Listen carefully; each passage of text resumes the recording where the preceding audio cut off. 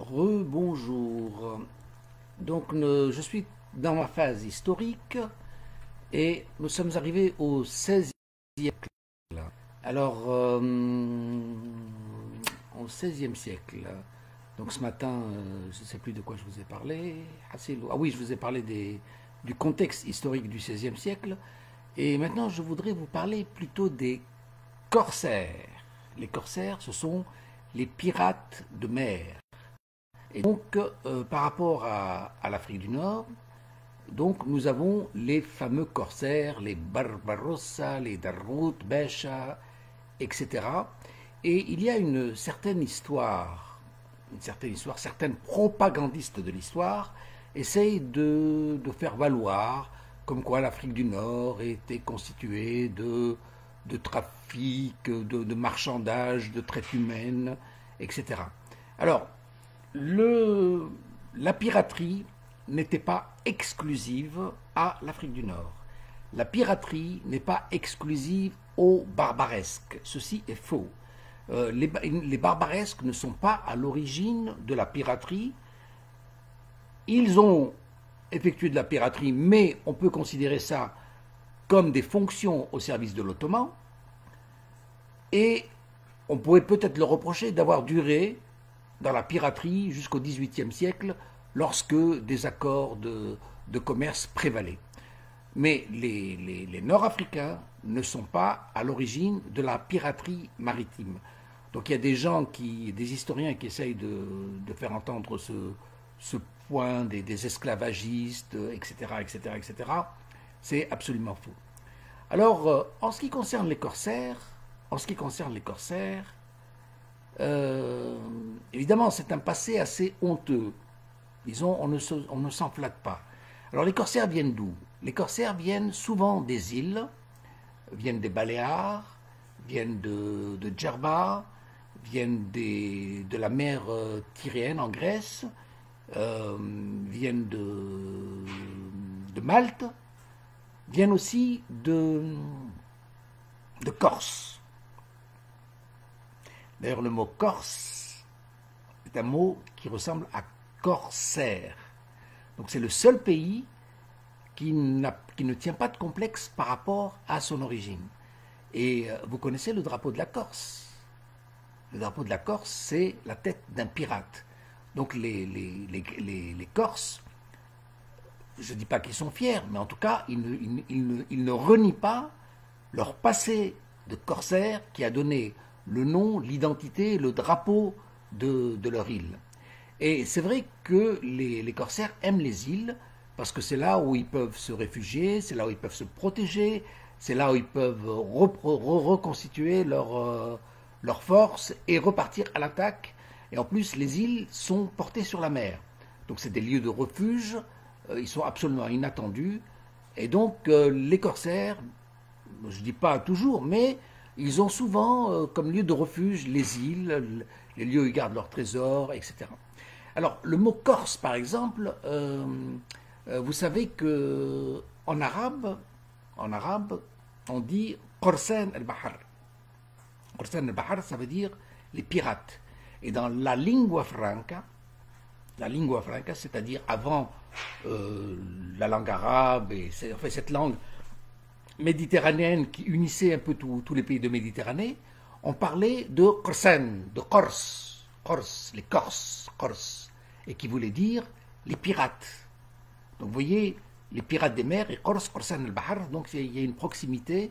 Alors les corsaires, c'est quoi? Les corsaires, c'est aussi le latin. Le latin corsaire, c'est-à-dire faire la course. Faire la course, c'est aller en mer, faire des arrimages de bateaux, piller les bateaux, etc. Et donc, il faut voir qu'au XVIe siècle, c'était pas exceptionnel, mais les corsaires avaient des lettres, des documents qui les accréditaient dans leur fonction de corsaires. C'est-à-dire qu'ils étaient assermentés.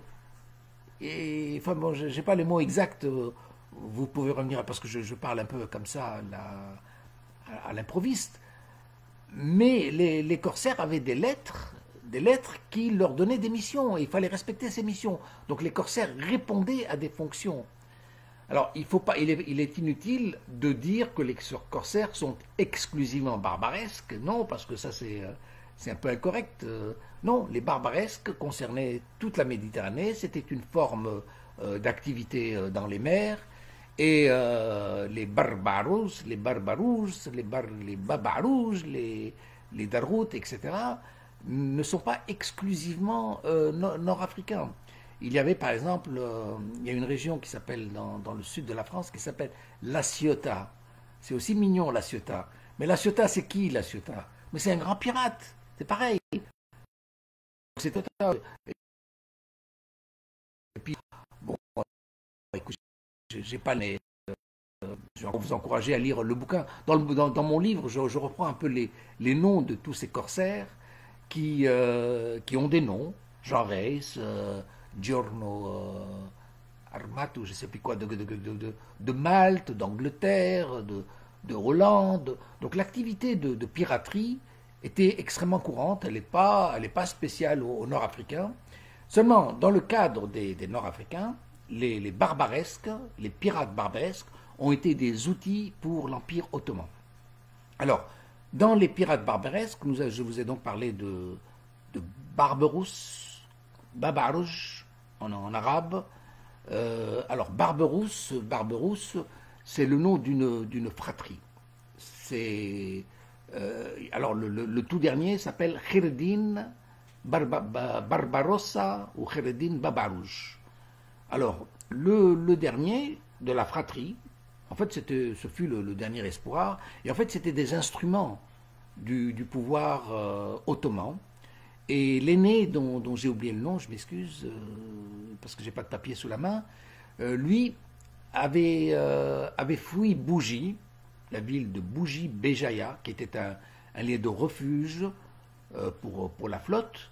Et quand ils ont reçu les Espagnols en phase 2, ils ont dû brûler tous leurs bateaux et se replier sur le continent pour venir reconquérir Alger par l'arrière. Donc ils ont quitté Béjaïa, Béjaïa c'est Bougie, et donc ils ont brûlé leurs bateaux, ils se sont repliés et ils ont repris le pouvoir sur Alger. Alors ce qu'il faut voir, c'est que c'est la relation stratégique. C'est-à-dire que je vous ai dit ce matin qu'il y avait deux principaux pouvoir ottoman et le pouvoir hispanique, espagnol, qui dominaient la Méditerranée et qui s'affrontaient. Et les Espagnols avaient des ambitions sur l'Afrique du Nord. Après la Reconquista, ils ont reconquéri Mers el Kébir, Oran, Ceuta, et ils avaient des relations avec Tunis et Alger. Et donc les souverains locaux, donc malgré la Reconquista, avaient des entretiens entre eux. Et il y a une puissance nouvelle qui arrive, c'est la puissance des Ottomans. Et les Ottomans, eux, prétextent en fait la persécution contre les Morisques pour dire que nous prenons leur défense. Et donc le frère aîné des Barberousses, qui lui avait une Barberousse, effectivement, et va prendre Alger et va tuer le prince en l'accusant de traîtrise, parce qu'il collaborait avec l'Espagne, et en fait il empêchait les bateaux de se replier, donc ça n'était plus de sécurité. Donc en 1516, Arouge, je crois qu'il s'appelait, Baba Arouge en tout cas, lui prend la cité d'Alger, ce qui provoque l'intervention de Charles Quint, Charles Quint qui a des ambitions en Méditerranée et qui vient conquérir Alger.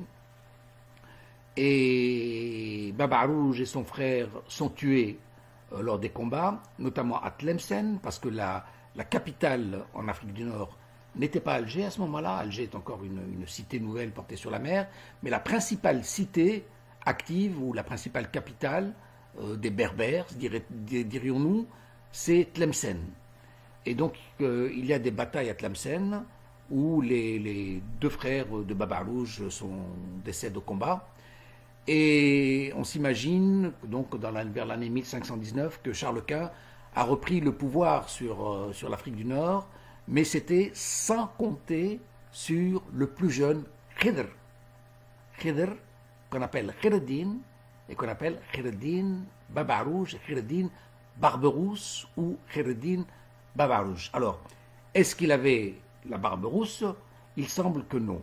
Il semble que non, que la barbe rousse était plutôt celle de son frère aîné, mais il fallait défendre une identité du clan, et donc lui se teignait la barbe en roux pour conserver cette idéologie du clan des barbes rousses. Voilà. Donc, vous voyez que cette culture des pirates existait en Corse, existait en Méditerranée. À propos des Corses, tiens, les Corses étaient réputés, parce que c'est une île qui est portée sur la mer et qui n'a pas de complexe par rapport à son héritage. Donc, elle s'appelle Corse, qui m'a Corsan el-Bahar, comme corsaire, les gens qui font la course, et elle a un drapeau qui a la tête d'un mort et la tête d'un pirate. Donc vous voyez que les Corses ne tirent pas de complexe par rapport à l'histoire, ils l'assument.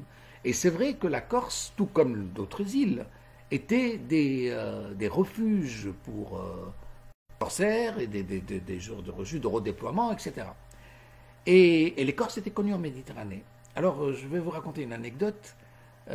Sous l'époque des Dey, on a eu un seigneur qui est venu de Rome pour racheter les droits des chrétiens, parce qu'on ne peut pas mettre les chrétiens dans les galères de la Goulette, et qu'il faudrait les libérer pour une question d'humanité par rapport à Dieu, et patati et patata. Donc tout ce discours, et le Dey de Tunis, ça se passe dans les années 1600, donc c'est un peu plus tard au XVIIe siècle, le Dey de Tunis dit « Ok, d'accord, pas de problème, je libère tous les chrétiens, sauf les Corses. » Sauf les Corses, parce que les Corses, ils avaient une réputation un peu à part, et eux-mêmes tiraient une fierté.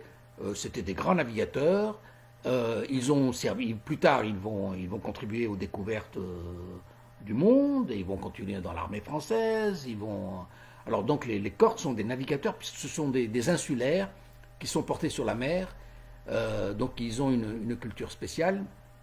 Alors il y avait un certain Jacques Senti. Je crois qu'il s'appelait Jacques Senti. C'est corse, hein? Le nom, il fait très corse. En fait, c'était le Dey de Tunis. Il s'appelait Jacques Senti et il est devenu le Mourad Ier de la dynastie des Mouradites. Et c'est lui qui va fonder la dynastie des Mouradites. Et c'était un Corse. Donc vous voyez, les Corses, ils sont assez corses, hein, quand même. Chouk, hein. Hassidou. Voilà, donc l'histoire des pirates de mer ne sont pas exclusivement barbaresques. Il faut arrêter avec cette histoire-là. Il y avait des Anglais, il y avait des Hollandais dans toute la Méditerranée. Donc ils ont fait qu'école. Et des gens comme Barbarossa n'était qu'un agent. Lorsqu'il a pris le pouvoir sur Alger, bon, il a obligé l'intervention de Charles Quint, il s'est replié en Afrique du Nord. Mais il n'était pas apprécié par les Coucous, le roi des Coucous, il n'était pas apprécié par les Kabyles. Il a été combattu par les Hafsides. Donc vous voyez, ce sont des agents du pouvoir ottoman qui n'avaient pas l'adhésion des Nord-Africains. Donc c'est pas pour rien que le frère aîné a tué Ulemi, je crois, Selim Elemi, qui était le pacha d'Alger. Donc il a tué pour une histoire de soi-disant de trahison. En fait, il ne prenait pas le parti des Ottomans. Les Ottomans sont une nouvelle puissance en Afrique du Nord, et même s'il y avait des conflits avec l'Espagne des Castillans, ils étaient plus proches des Castillans que des Ottomans qui venaient du bassin oriental. Voilà. Donc dans les années 20, Khaireddin est un peu perdu, donc il n'a pas réussi à imposer son autorité sur la cité d'Alger, sur l'Afrique du Nord, puisqu'il est combattu par le roi des Coucous, par les Kabyles. Les Coucous, c'est Skikda. Je crois que c'est en Algérie, l'actuelle ville de Skikda ou Nkoudou. Enfin, bon, il faut que je vérifie exactement le nom exact. Il était combattu par les Hafsides de Bougie, donc il faut voir que les barbaresques, les barbes rousses, n'étaient pas aussi acquis au pouvoir berbère, au pouvoir barbaresque. Et en alors qu'est-ce qui se passe? Je vous disais que les Barberousses sont des mercenaires. Et les mercenaires vont obtenir le soutien des Ottomans. Il faut voir que les Ottomans sont en difficulté parce que l'Afrique du Nord est en déforestation, parce qu'il n'y a plus moyen d'argent, il n'y a plus d'or, on n'arrive pas à battre monnaie. Et donc on fait appel à des mercenaires. Et les mercenaires, ce sont des mercenaires des mers, Émir el-Bahar,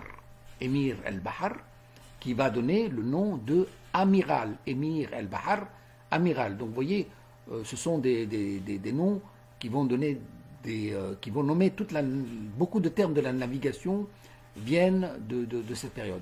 Et donc, Khaireddin, qui va devenir, non, il n'a jamais été pacha, mais enfin, donc il va se rendre à Istanbul, l'ancienne Constantinople, et il va gagner des renforts pour revenir en Afrique du Nord et appuyer les bases ottomanes. Et en 1534, il débarque à Tunis.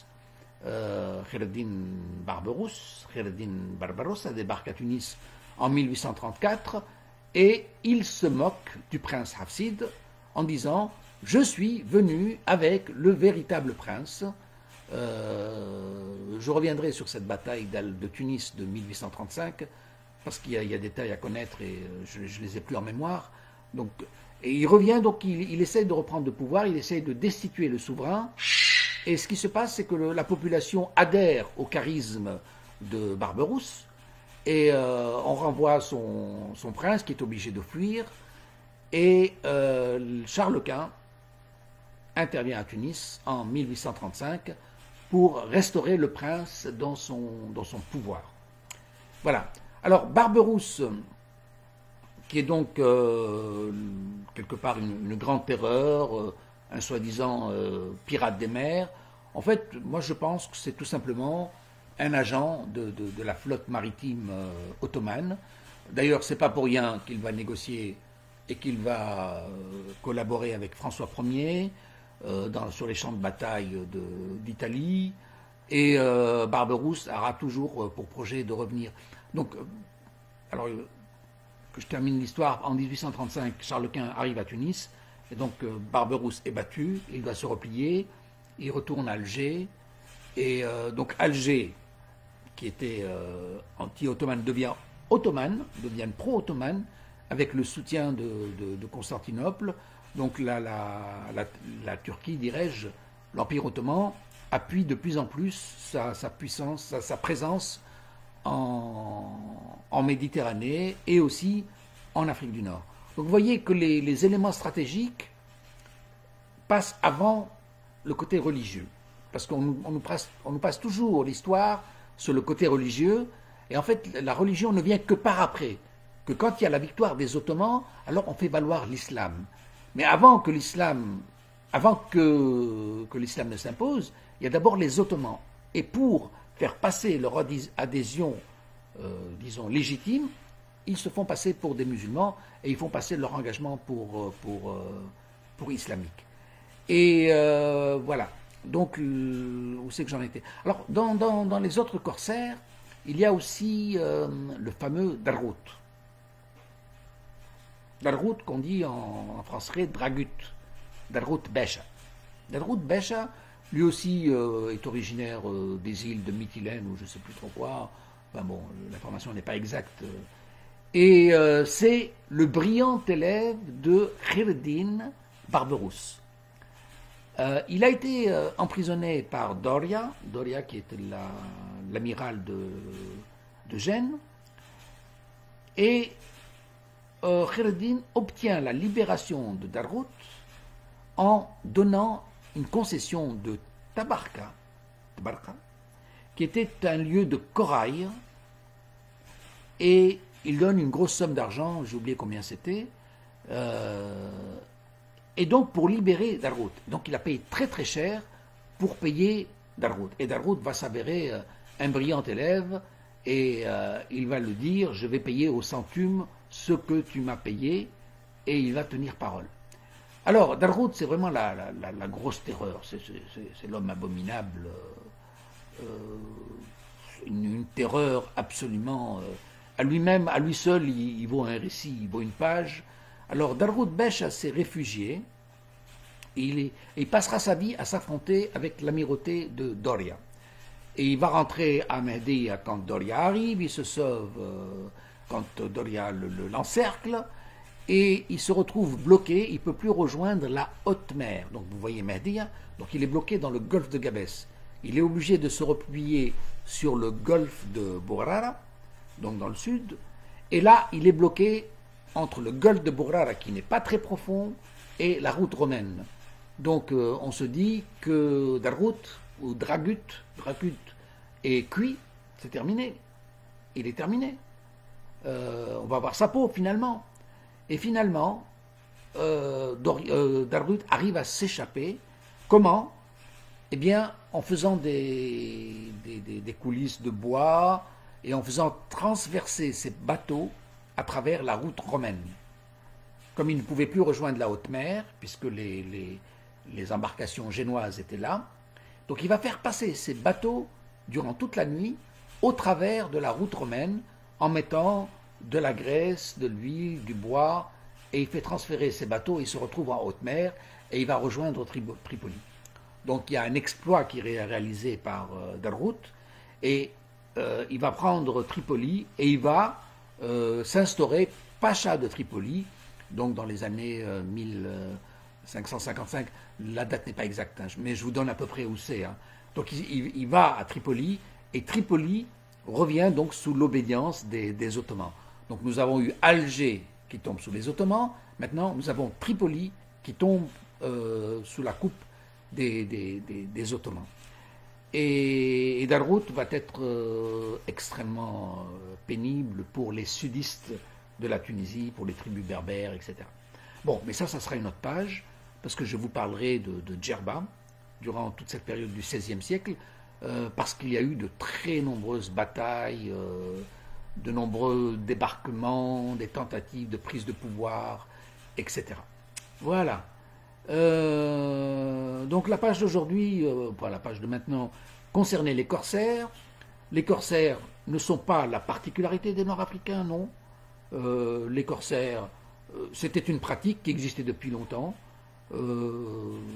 Et puis, parce que certains propagandistes essayent de faire passer les Nord-Africains pour des pirates berbères, patati, patata, qui vendent de la chair humaine, hasilou.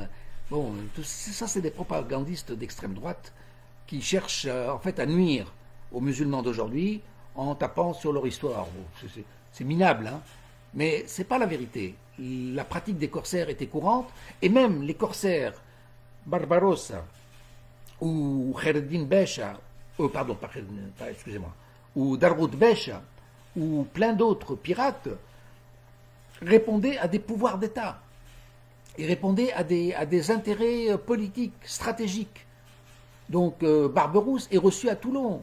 Barberousse, il est accueilli il s'accorde avec François Ier, par exemple. Vous savez, dans la conquête d'Italie, il s'était arrangé en disant, écoute, Barberousse, tu prends Naples et tu remontes, et moi je prends Milan et on fait la jonction des armées. Malheureusement, Barberousse, il a gagné à Naples, il a pillé la population, et Barberousse n'a pas, et François Ier n'a pas réussi à vaincre les Milanais, donc il est resté bloqué, donc il n'y a jamais eu fonction, il n'y a jamais eu de jonction. Et puis alors, Barberousse, bon, s'est replié, parce qu'il n'y avait plus de continuité. En fait, donc vous voyez, Barberousse a répondu à des intérêts stratèges. C'était certainement un chef de flotte mercenaire, indépendant, et puis de temps en temps, payé par l'Ottoman, payé par Constantinople, et en étant payé, cela lui a permis d'occuper Tunis, de lancer des conquêtes, de lancer des batailles, mais ce n'est pas un pirate, ce n'est pas quelqu'un qui vend de la chair humaine ou qui fait de la traite humaine, non, c'est d'abord, avant tout, un élément de la stratégie de la flotte ottomane. Dargout Besha vient par après, avec beaucoup plus avec autant de brutalité, je n'en sais rien. En tout cas, c'est voilà. Et du côté des Européens, c'est pareil. C'est pareil. Il y avait aussi des pirates. Je vous ai parlé de Juan Reis, de Est-ce que j'ai oublié les noms je vous ai parlé de La Ciotat. La Ciotat, c'est mignon, mais c'est le nom d'un pirate.